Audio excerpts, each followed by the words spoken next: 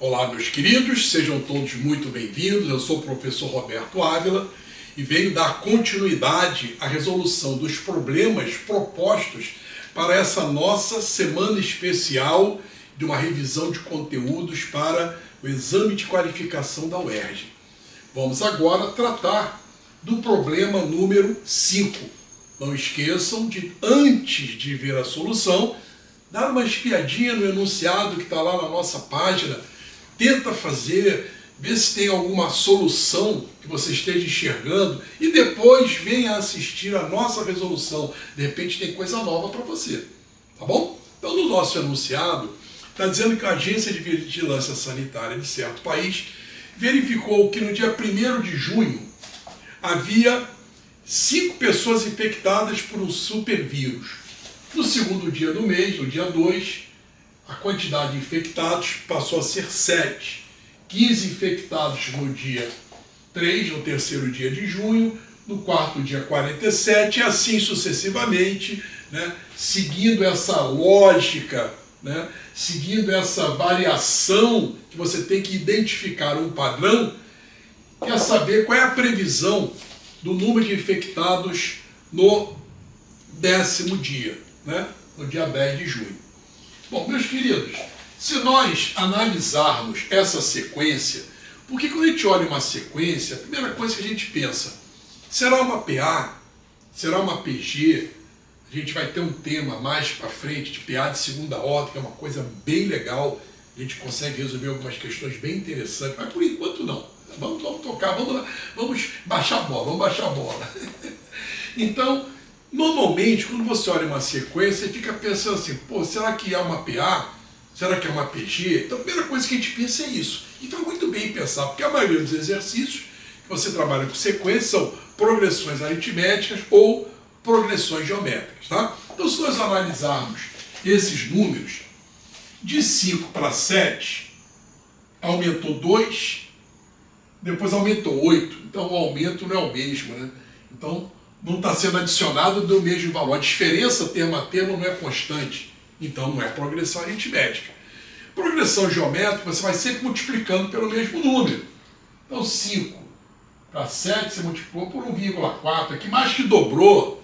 Então também não é PG. Porém, meus queridos, se o problema foi proposto, é porque há um padrão. Então cabe a você identificar com calma, né, qual é o padrão utilizado para chegarmos termo a termo, a obtenção de cada termo em função dos termos anteriores. Então vamos analisar qual é a variação termo a termo. Me ajuda aí. Então, do primeiro para o segundo, houve um aumento de 2 casos de infectados.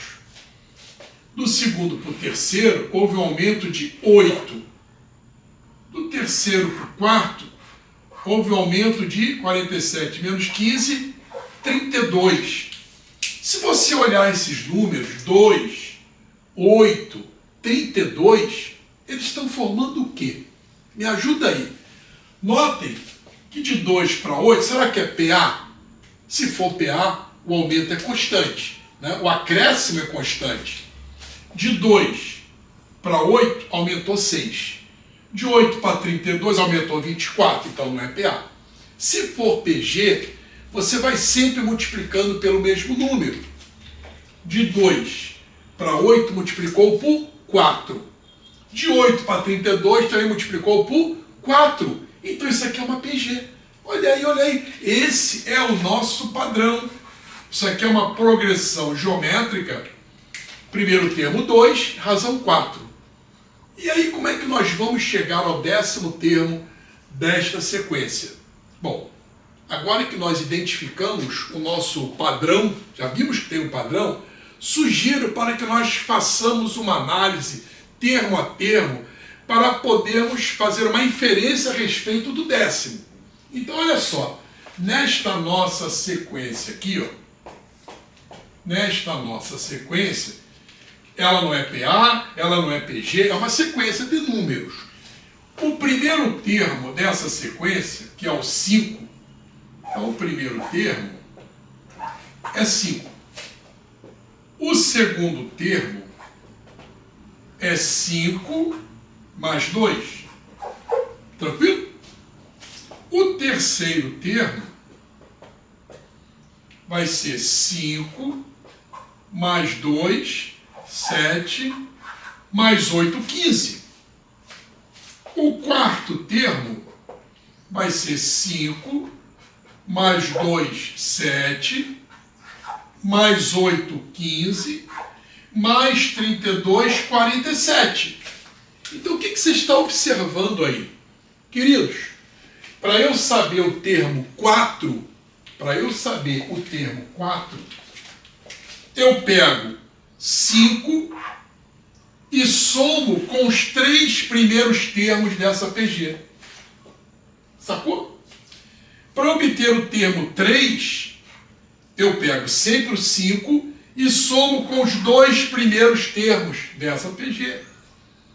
Para obter o segundo termo, eu pego o 5 e somo com o primeiro termo dessa PG. Então diz aí para mim, como é que você acha que eu vou ter que fazer? Qual vai ser o meu procedimento, a minha estratégia para descobrir o 10º termo dessa sequência? E aí? Vai pensando aí, enquanto vou dividir aqui o nosso quadro. Então, eu vou querer o 10º termo. O 10º termo. Como é que eu vou obter o 10º termo? Vai ser 5, sempre começa com 5, e vai somando o quê? 2, mais 8, mais 32, pá. Quantos termos dessa PG eu vou ter que somar? Ó, segundo termo eu somo um termo da PG. Terceiro eu somo 2. O quarto eu somo 3. O 10º eu vou somar os 9 primeiros termos daquela PG. Pronto.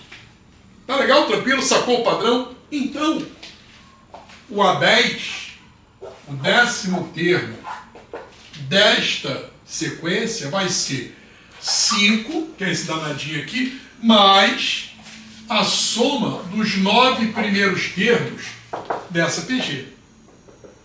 Lembra como é que é a fórmula do soma dos N primeiros termos do APG? Então vamos lá.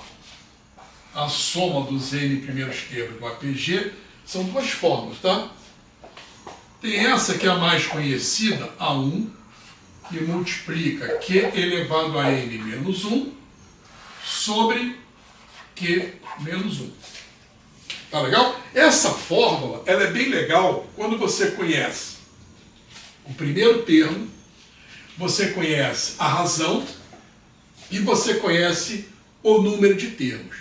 Às vezes, você não conhece, por exemplo, quantos termos tem. Você conhece o último termo. Então tem uma fórmula alternativa para você calcular a soma dos termos de uma PG limitada, tá? Vou colocar aqui essa fórmula, muita gente não conhece e a maioria dos livros nem cita essa fórmula. Claro que o meu livro eu cito, mas a maioria dos livros não cita, tá? Então, uma outra forma para a soma dos termos da PG, que é equivalente a essa, é a N vezes Q menos A1 sobre Q menos 1. Notem que aqui você não precisa do N, você precisa do AN. Então, aqui quando você tem o último termo, o primeiro termo e a razão, você calcula a soma. Tá? Bom, é uma forma alternativa. Fique à vontade se você quiser decorar ou não, né? Fique à vontade aí. Então, no nosso problema, essa aqui é suficiente, né? Até porque se eu quisesse usar essa, eu não sei qual é o último termo, ficaria ruim. Então, essa é a fórmula mais comum. O A1 nós temos, que é o primeiro termo dessa PG. Razão, deu para perceber que você vai ser multiplicando por 4, a razão é 4. Como é que a gente calcula a razão de uma PG? Pega um termo e divide pelo antecedente. Então seria 8 divididos por 2, 32 divididos por 8, resultado 4, né? O N é a quantidade de termos, são 9 termos. Tranquilo?